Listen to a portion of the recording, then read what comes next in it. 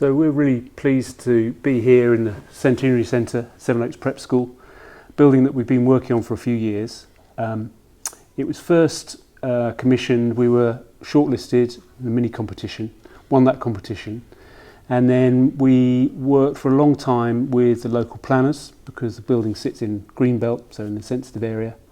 We distilled down this solution, which is a single-storey building, basically very much like a fan, so with a stepping roof form, and has views out for the classrooms across the playing fields, and then forms a great little courtyard on the south side with big overhanging eaves and a lovely green wall, which seems to be doing quite well in all this rain we've been having.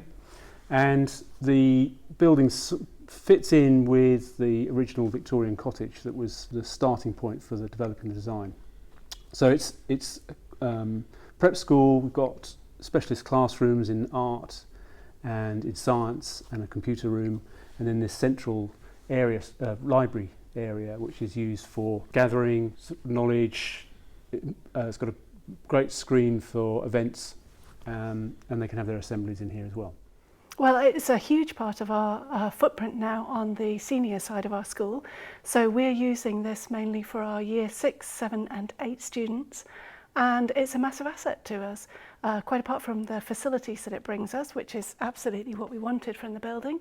It's also an amazing thing to show to parents and children. And you can probably see here, we've got the library centre, so that's making a big difference in terms of how we're using that in much more collaborative way than we would have done with the classrooms that this replaced. So this is the main library area, which forms the sort of heart of the building. There's the entrance, so people come through here. They can have assemblies in this space. Obviously it's used for a library and resource space. And then you've got lockers, and the original intention was through talking with the planners was to have a 2-storey building. Planners are a bit concerned about the height, so what we've done is sunk the building down, so we've got a sense of height and volume in this main space.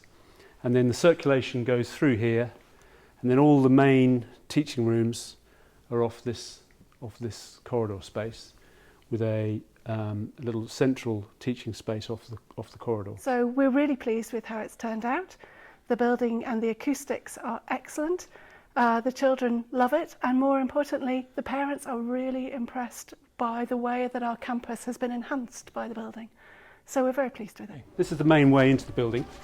So you come into the central library space, and you've got the main space where people can gather, and then you've got all the teaching rooms off this circulation route. You've got lockers integrated into this all the way along, and then a specialist teaching room here, which is acoustically separated. So all the school are very keen on to have visibility throughout the building, but we've used glass screens which are acoustically rated, so that when they're all closed there's no overspill of noise, which works apparently very well. And obviously we've got the acoustic treatments within the ceiling, which have been brilliantly done by the contractors, Baxel Construction. And then through to another one of the specialist teaching areas, which is the art room. Double-sized room. We've got the big overhangs on the roof, so you've got, even though these are south-facing, you're getting lots of natural light in. Roof lights, again, acoustic treatment on the ceiling with lighting, which gives some uplight and some downlight component. So good robust finishes, sinks and worktops, and yeah, a great creative space. As with all our school buildings, we like to sort of get as much circulation space as possible, lockers, wall space for putting pictures, and trying to get natural light into the circulation spaces as well. So these are quite high with good acoustics.